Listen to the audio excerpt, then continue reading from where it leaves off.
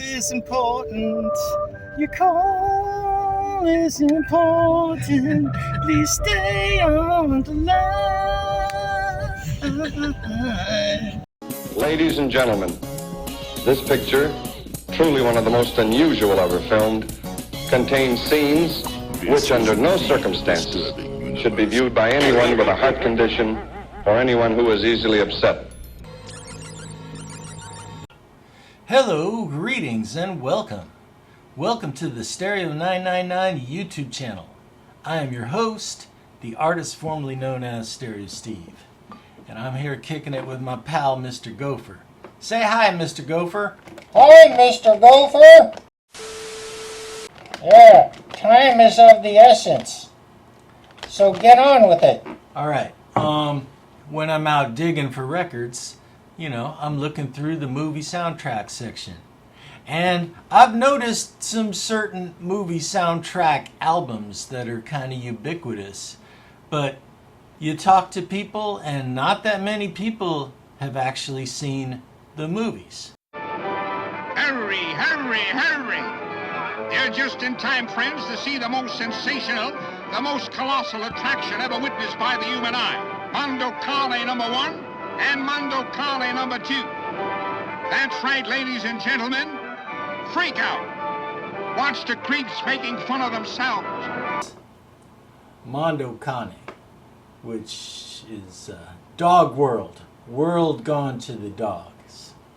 This movie was an Italian Mondo documentary, kind of a travelogue of strange stuff going on around the world, with the intention of shock value, to see amazing, strange things.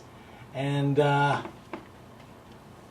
like most of these, it claims to be all real, but some of it's fake. But yeah, the movie kind of came and went. I mean, it inspired the whole genre of Mondo type documentaries. This was the one that started it all in 1962. And, it's worth watching for that. But it does have a brilliant musical score. The theme song to Mondo Cane was a huge hit.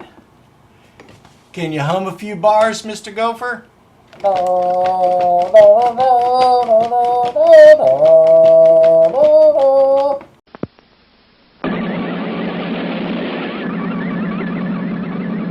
A fantastic adventure to the frontiers of the unknown.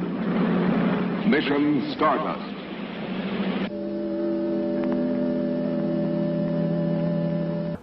Four, three, two, one, Morta.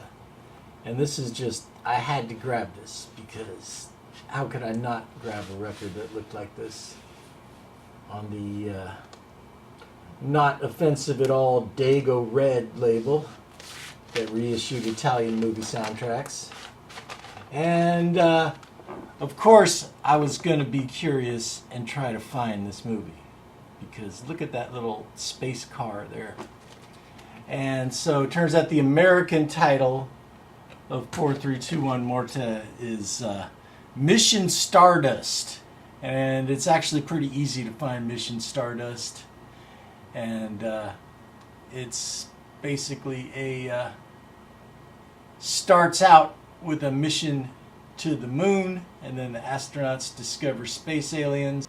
1967, cheesy special effects, everything you expect,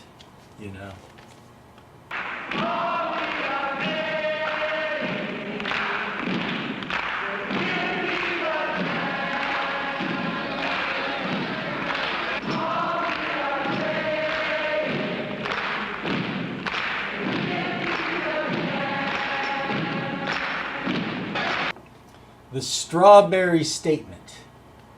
This record turns up all the time, and probably just because of the good music on it. A lot of Crosby, Stills, Nash & Young, Buffy St. Marie's version of The Circle Game, which also appears in Once Upon a Time in Hollywood. And if you watch this movie, you'll know why. But this was kind of a comedy drama. I mean, that's what Wikipedia says, but really it starts out kind of lighthearted and then it gets heavy near the end. But it's during the counterculture and student protests. So it's like a fictional college in San Francisco. And it starts, it focuses on this one character who's a student who gradually gets more radicalized until he joins the protest. And I guess since it's set in San Francisco, it's why it's all Laurel Canyon music in the soundtrack, right?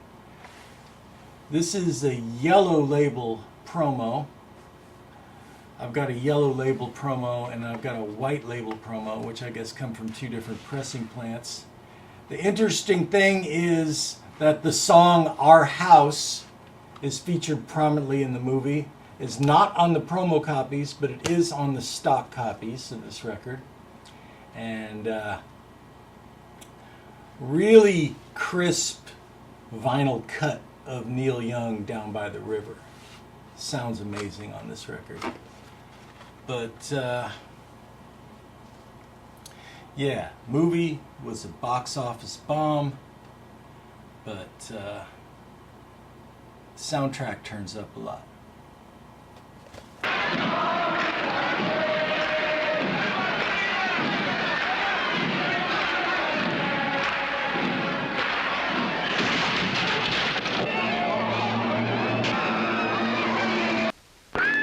Zachariah, the first electric western.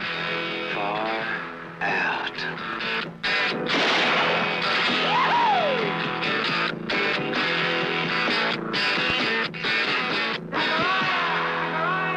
Zachariah and an acid western.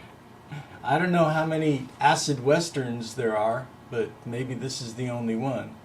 But the James Gang appear in it, and it's a good soundtrack. Country Joe and the Fish, New York Rockin' Ensemble. Elvin Jones, the great jazz drummer Elvin Jones, actually has a bit part in the movie. But yeah, Don Johnson's in it too. Phil Austin, Peter Bergman, Dave Osman, Phil Proctor. The guys from the Firesign Theater comedy group were the writers on this. So yeah, this is a good, weird hippie movie to check out.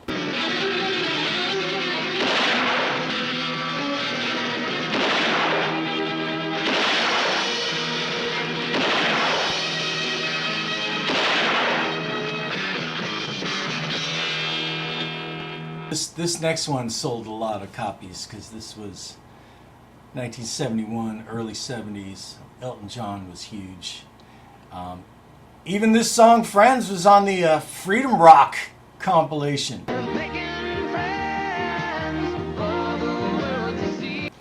But yeah, this was a movie about an English boy and a French girl who fall in love.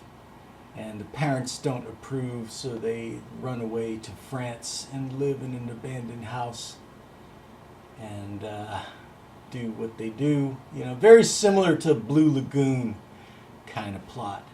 Cast a pebble on the water, watch the ripples gently spreading. Tiny daughter of the Camelot, we were meant to be together. Can you sniff him? That's your man. I'm giving you the Northeast. It's a big challenge. Do you think you're up to it? I know I am, sir. Oh Lucky Man. Songs from the film by Alan Price, who was a keyboard player for the Animals. And this movie is bonkers. Stars Malcolm McDowell, and it's kind of a sequel to If you've seen If, because he's playing the same character, Mick Travis, but grown up, and he's a traveling salesman, and he ends up having a bunch of crazy, wacky stuff happen to him in his travels. It goes on for 3 hours. Alan Price and his band are kind of like a Greek chorus and sing songs about what's happening in the movie, and it goes back and forth. And yeah, if you really want to check out just a bonkers early 70s movie, 1973, I highly recommend this.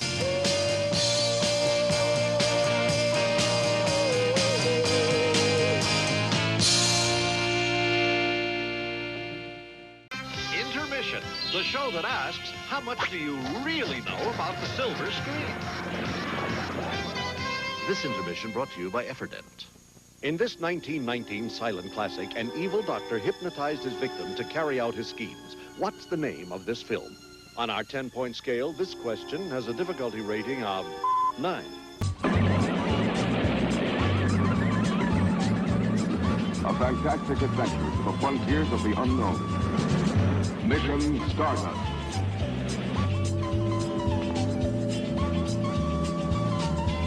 Flying Jeffrey, commander of the ship that dared to invade a forbidden world. Over there. Tell me I'm dreaming. But build a thing that size. You haven't even got a motor. You can make that monstrosity fly. But that craft wasn't built on Earth, Mike. Okay, so I am in the car, and I am bribing my neighbor to drive me somewhere with a record. However, his neighbor does not need to be bribed. Well, here's the record. But I love a record. This more, is more than most things in life. That is the first Alvin and the Chipmunks album. Oh wow! Before you see, they look different because the cartoon didn't come out yet. Oh wow! Yeah. Amazing. It's not on red vinyl, but it's playable enough. You know, most of the time those kind of records are beat to shit because the original owners were 8-year-olds. I love these sleeves. Other albums you can buy. Show everything else that was out at the time. Other albums you can buy. A real piece of history, I tell you. No kidding. Julie London from like Emergency. Julie London is great. She isn't she Nurse Dixie?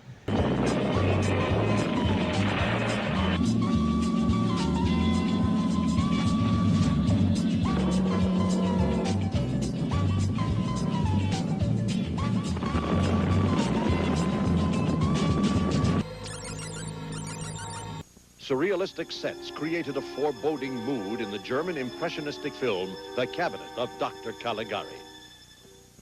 Okay, let's run it down.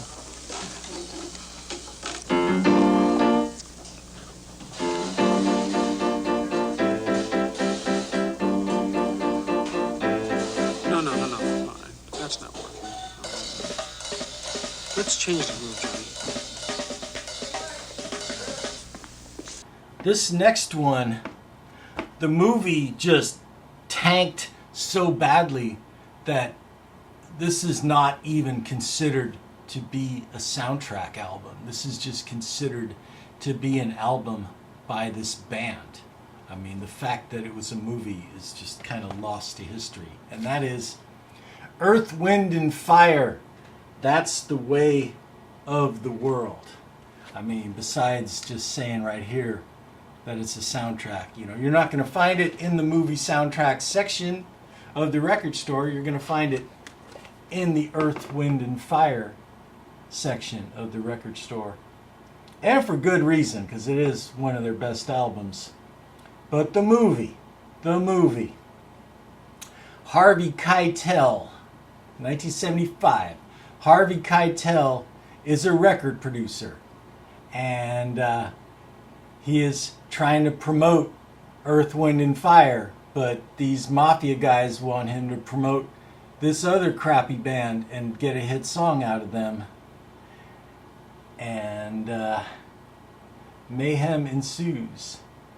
But just to see like 70s recording studio technology in action and see what the process of making music was like in those days. The movie is worth seeing. Welcome to New Granada, where people come to escape city life. It has safe streets, clean air, good schools. It's a perfectly planned community, but something strange is happening. Over the Edge. Over the Edge from 1979. Starring Matt Dillon. This is the first movie Matt Dillon was in. And you see this, you're going to buy it because, you know, it's the Cars, Cheap Trick, Van Halen, Hendrix. It's just good songs. The Ramones. It's on Warner Brothers. But yeah, really interesting movie. Based on a true story. But it's about, you know, rebellious teenagers in a suburban planned community that have nothing to do, and they wreak havoc on the apathetic adults. And it's raw and gritty in a way that later teenage movies from the 80s aren't. They were old enough to know better, but too young to care. And now this town is over the edge. Put me on the radio. Live. Right now. I don't see why we need to be famous. You know a lot of things. I only know one thing, and it is that they're gonna see who I am. It's coming together. Times Square. And this has got an amazing selection of new wave and early punk type of songs. It's got Suzi Quatro, it's got Roxy Music, Gary Newman. There's an XTC song that's not anywhere else. It's got Babylon's Burning by the Ruts. It's just a great collection of tunes on this. And again, this movie just kind of came and went.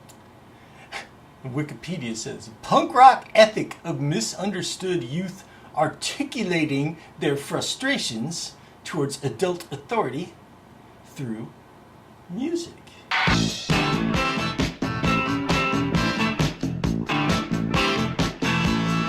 You don't want to work for me? What's wrong with you?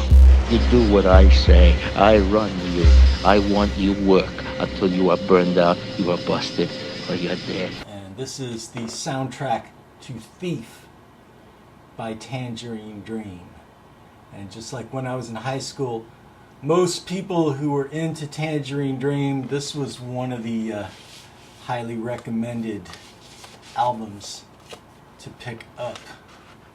Because it's so good. It's so good. It's got that trippy Tangerine Dream vibe to it. There's also a couple of songs that kind of sound like Pink Floyd, which is never a bad thing. But yeah, James Caan is a safecracker trying to escape his life of crime. It's got a pretty good cast. Willie Nelson's in it. Jim Belushi's in it. Tuesday Weld is his wife. And it's kind of inspired by a true story. Home Invaders, Confession of a Cat Burglar.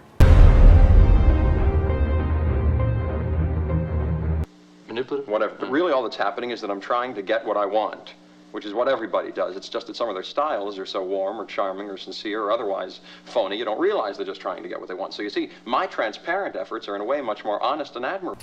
Last but not least, and a movie named after what I'm going to do after I'm done filming.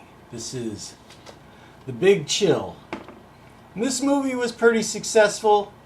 This movie was pretty successful in its time, though it kind of fell off. I think a lot of people just think, oh yeah, this is just a boomer movie. Because yeah, there's kind of this overarching, you know, theme of like boomers trying to adjust to the world of the 80s with varying levels of difficulty. But there's more to the movie than that. Though, I mean, there are some pretty corny scenes, like when they're dancing along to the Motown music in the kitchen.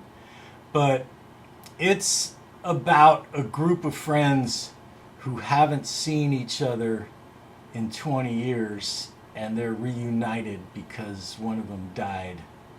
And I can kind of relate to that, you know, in my old age. But this soundtrack was huge because, you know, it's just this 60s Motown, you know, through a 70s filter kind of vibe. It was even on the Motown label. And it's got Jeff Goldblum.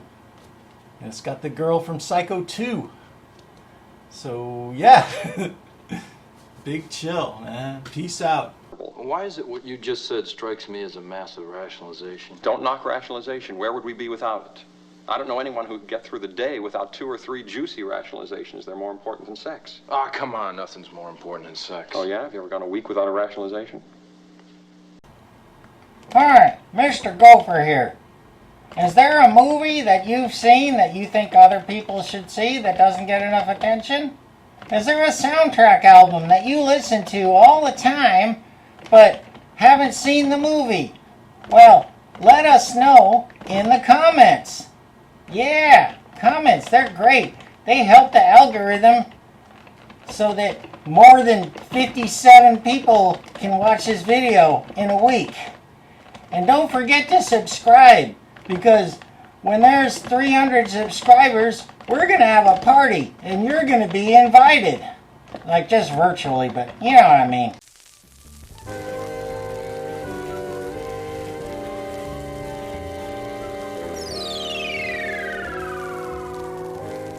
Yeah. That's the way of the world.